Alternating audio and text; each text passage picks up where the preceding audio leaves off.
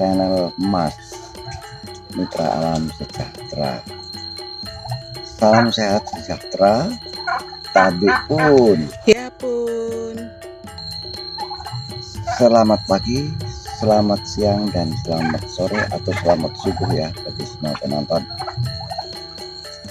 Kita sekarang berada di lokasi kandang kalkun, tepatnya di rumah kalkun di desa atau Pekon Sukoharjo, Kabupaten Pringsewu, Lampung.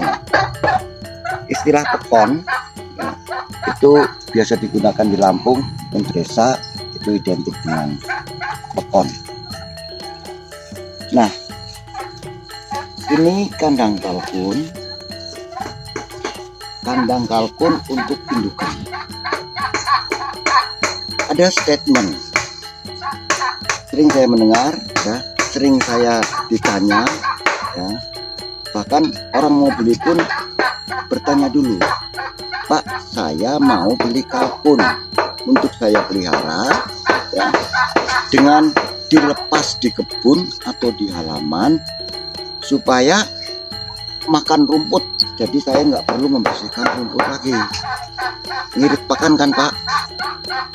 Ya, ini suatu statement ya, pernyataan sekaligus pertanyaan semacam ini pasti akan terjawab jika Anda penonton semua setia mengikuti channel ini ya, dan menontonnya dengan cermat, tentunya dengan subscribe, like, dan share kepada kawan-kawan. Oke, ada pertanyaan juga ya, Pak, kalau saya mau membuat kandang, di mana sih lokasinya yang bagus? Untuk membuat kandang ya, kita butuh beberapa persyaratan. Yang pertama ya, kandang itu terutama untuk kandang indukan perlu ditempatkan di tempat yang strategis ya, dalam artian lahannya cukup datar, tidak terlalu miring, kemudian tidak berada di cekungan karena nanti air kotor maupun itu sampah biasanya cenderung di tempat yang bawah. Kemudian ditempatkan di tempat yang cukup sinar matahari ya, sinar matahari yang cerah ya, kalau pagi maupun siang dan sore. Nah, karena sinar matahari ini sangat diperlukan oleh si kalkun indukan ya, terutama untuk produksi telurnya ya. Produksi telur itu akan menjadi bagus jika cukup matahari, karena vitamin D akan terserap oleh tubuh kalkun dengan baik.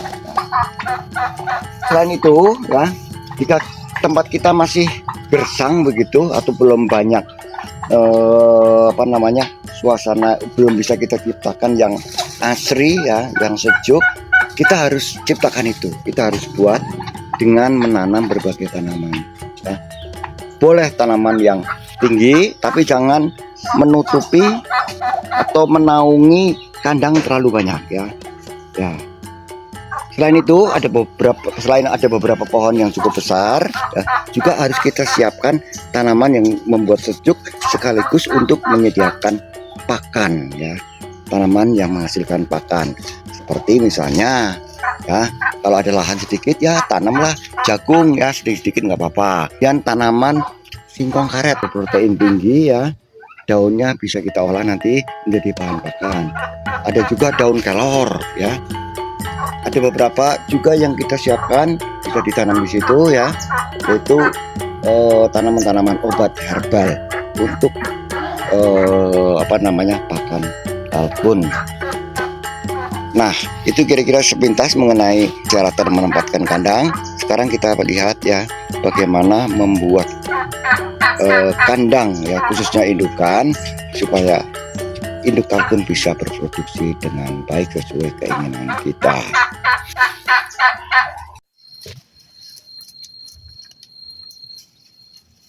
Nah, ini kandang kalkun yang kita lihat dari dekat ya. Pertama saya akan ceritakan ya, kandangnya sederhana ya, tidak mewah. Bahannya pun juga sederhana, ini dari bambu ya, tiang-tiangnya dari balok kayu. Berapa ukurannya? Panjangnya 2 meter, lebarnya sekitar 1,5 meter. Kenapa kita buat ukuran seperti itu? Tergantung jumlah kalkun yang kita masukkan. Karena prinsipnya 1 ekor kalkun itu membutuhkan 1,5 meter persegi. Kalau 5 ekor kalkun, ya, 1 jantan dan 4 betina, berarti 5 kali setengah, sekitar 2,5 meter. Ya. Jadi ukurannya sekali lagi 2 meter kali 1,5 meter. Nah, itu kandang utamanya. Terus di dalamnya ya, kita lihat. Nah, ini ada lantai ya. Lantainya juga dari bambu. Yang penting lebarnya ini jangan terlalu lebar, jangan terlalu sempit juga.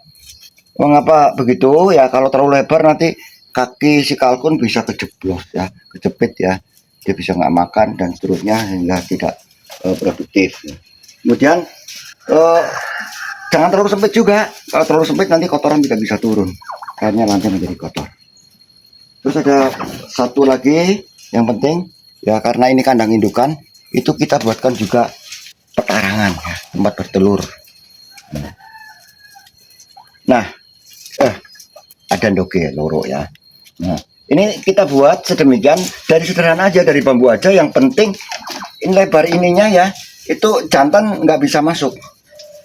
Kalau ini jantan bisa masuk ya, nanti telur yang di dalam pas si betina mau bertelur, dia cenderung jantan mau numpangi gitu ya, mau ngawinin ya, itu telurnya bisa pecah semua, rusak. Yang bisa masuk dibuat sedemikian kira-kira 20 cm lah, yang hanya bisa masuk hanya betina, jantan nggak bisa. Terus juga kondisinya ini lebih bagus dikasih yang agak empuk ya, seperti merang itu batang padi ya, bagus. Tapi enggak pun nggak apa-apa karena telur kalkun cukup tahan pecah ya. Kondisi yang perlu dibuat lagi, ini tempatnya agak gelap karena kalkun cenderung senang bertelur di tempat yang agak gelap dan nggak terganggu makhluk lainnya. Selain kandang ya untuk bertelur ataupun untuk makan nanti di sana ya, untuk khusus untuk kandang kita harus buatkan umbaran, kerennya itu range ya. Ini sangat penting ya, karena indukan itu akan senang bermain ya, berjemur ya, kemudian terjadi perkawinan ya, kebanyakan di luar, lebih longgar, lebih nyaman ya. Yang perlu diperhatikan dalam pembuatan range ya, itu buat sedemikian sehingga kalau hujan ya, itu tidak becek, yaitu dengan membuatkan siring. Ini saya membuat siring dua sisi ya, di sana maupun di tengah, sehingga kalau ada air hujan turun di sini langsung kebuang ya. Dan dari sana pun juga langsung kebuang. Pagi-pagi kemarin hujan deras ya, air pagi-pagi kering. Nah, ini sangat penting sehingga kuman-kuman atau penyakit lainnya tidak berkembang di tempat yang becek. Dengan demikian kalkun akan tetap sehat ya, dan produktif. Telur-telurnya pun akan banyak yang fertil. Untuk selanjutnya ya, kita juga harus menyediakan tempat makan dan minumnya. Ini tempat makan kalkun ya, dibuat dari paralon 4 in ya. Kemudian kita colok ini ya, nah secukupnya, kira-kira kepala kalkun bisa masuk. Tempat seperti ini cukup bagus dari pengalaman saya, karena mudah membersihkan ya, kemudian mudah dicucinya, dan untuk kalkun cukup nyaman ya. Ya tidak ditumbuhi berbagai ulat atau apa, biasanya kan nggak dibersihkan Kalau dari bambu itu sering keluar ulatnya di sini, ini magotnya itu. Ini akan menjadi nyaman. Kemudian ditempatkan di dinding yang sebelah bawahnya, atau bisa juga sebelah sana sebetulnya. Tapi yang penting dibuat sekat-sekat seperti ini supaya kalkun bisa makan dengan leluasa ya. Jadi apa namanya, kepala kalkun bisa masuk. Gampang notole, kul ya. Ini tempat minumnya ya. Kita buat sebetulnya ini saat ini termasuk sederhana ya, tapi ya sudah apa namanya, sudah cukup inilah, cukup modern ya, karena kita buat tanpa menyediakan tempat minum, tapi kita buat dengan pipa paralon yang dialiri air dari atas sana ya, dari toren ya. Kemudian kita beri namanya ini centil. Nah, apa ya istilah, nanti saya coba lihat lagi istilah tepatnya apa ya. Ini centil ini kalau di totol kalkun ya akan curut. Nah ini curut. Dalam satu kandukan cukup dibuat 2 ya. Nah, nanti kita lihat apa namanya, tempat makan dan minumnya ini apakah nyaman buat si kalkun.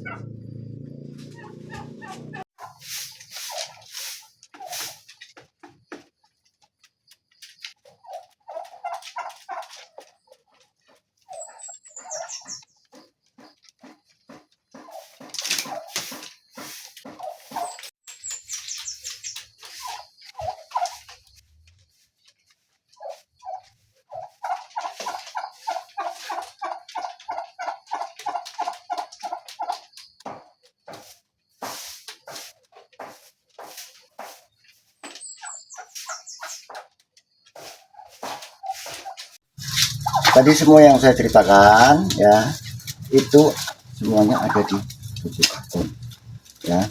Di bab 1 ya, poin B, dan di bab 2 poin C.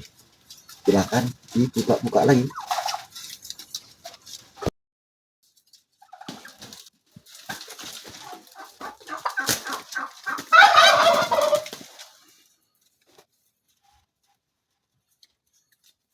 Dan jangan lupa subscribe, like, serta share kepada kawan-kawan yang mau beternak kalkun. Dadah. Pak, ini ada beberapa pertanyaan dari tamu yang berkunjung ke sini. Berapa tinggi kandang kalkun dan tinggi dari lantai? Ya, ada berapa pertanyaan?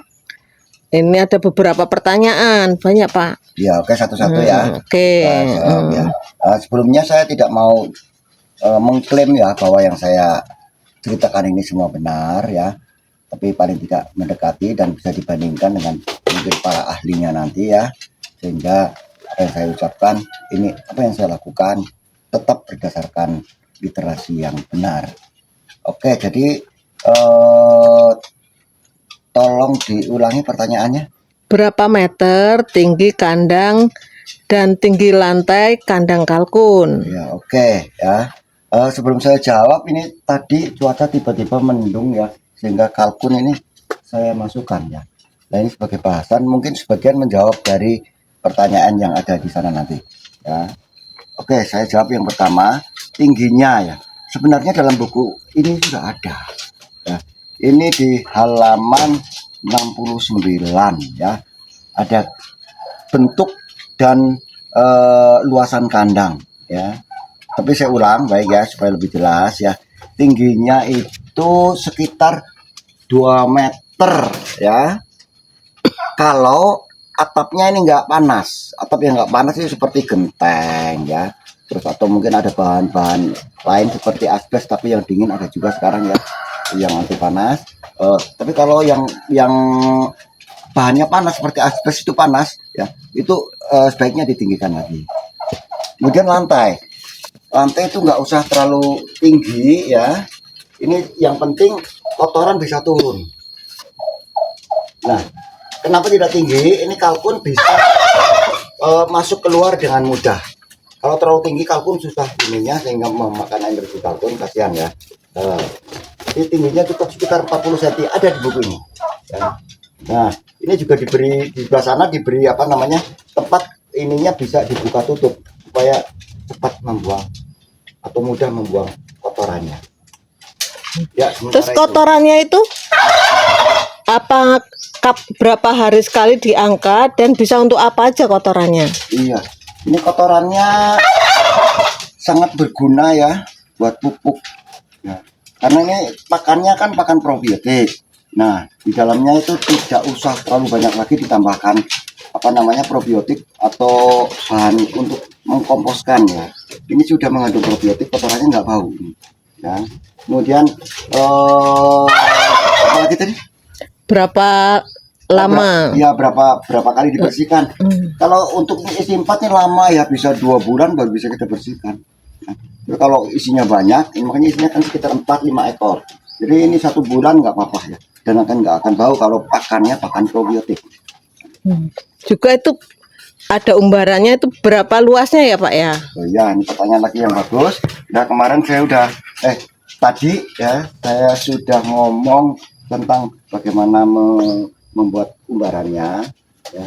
Ini umbarannya luasannya sama dengan lebar dari kandang ini. Itu sekitar 2 meter ya. Nah, berapa panjangnya tergantung lahan yang kita miliki atau yang tersedia. Nah, sebetulnya idealnya sih 5 ya, karena bisa bebas bergerak. Nah, tapi ini cukup 2 saya buat ya, karena lahannya yang rata ini terbatas. Saya buat 2 kali sekitar 3 meter.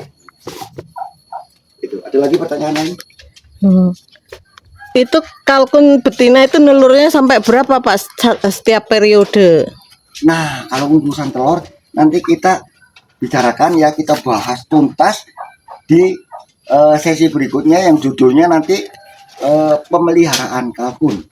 Ya, ini bukannya saya nggak mau menjawab, tapi kita topiknya baru kandang dan lingkungannya. Sebaiknya kalkun jantan dipasangkan dengan berapa kalkun betina Pak? Nah sama, itu pertanyaan teknik pemeliharaan, sehingga ini dalam sesi berikutnya ya, ingat ya, judul nanti adalah kalkun induk dan pemeliharaannya. Di sana akan dijelaskan bagaimana rasio seksinya ya, sehingga kalkun induk bisa produktif, artinya telur banyak dan bagus bisa ditetaskan. Juga kapan kalkun induk itu dilepas di umbaran? Nah ini juga masalah pemeliharaan, itu termasuk dalam tadi. Jadi bagaimana memelihara indukan kalkun masuk dalam topik pemeliharaan kalkun induk. Yang terakhir Pak, ini kandangnya disekat-sekat ya Pak?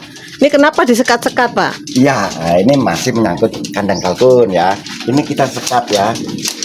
Ini kan ada apa namanya? Ada sekat di sini ya. Ini ada sekat. Jadi setiap apa namanya kalkun satu dengan beberapa induknya itu ya. Istilahnya satu kalkun umumnya 3 sampai 4 betina ya. Itu kita sekat. Mengapa? Ya, supaya yang pertama ya, ini kalkun jantan kalau sudah terpisah itu cenderung akan bertarung ya, akan berantem ya, sehingga kalau melukai rusak. Nah, si jantan tidak akan berfungsi sebagai pejantan, dia hanya kerjaannya berantem melulu ya, tidak mengawini si betina. Terus kemudian ada tujuan satu lagi yang penting juga, kalau kita mau menghasilkan anakan kalkun yang satu jenis ya, atau tidak tercampur-campur. Nah inilah kandangnya perlu disekat. Jadi yang putih kita sendirikan yang putih ya, itu yang belirik sendirikan yang belirik ya. Nah, terus ini yang hitam sendirikan deh. Dan nanti telurnya walaupun ini tidak murni ya, tapi sebagian besar akan menghasilkan anakan kalkun yang kita inginkan. Kalau ini putih ya, ini telurnya kita tetaskan, anakannya banyakkan putih. Itu yang perlu dilakukan, mengapa harus disekat-sekat.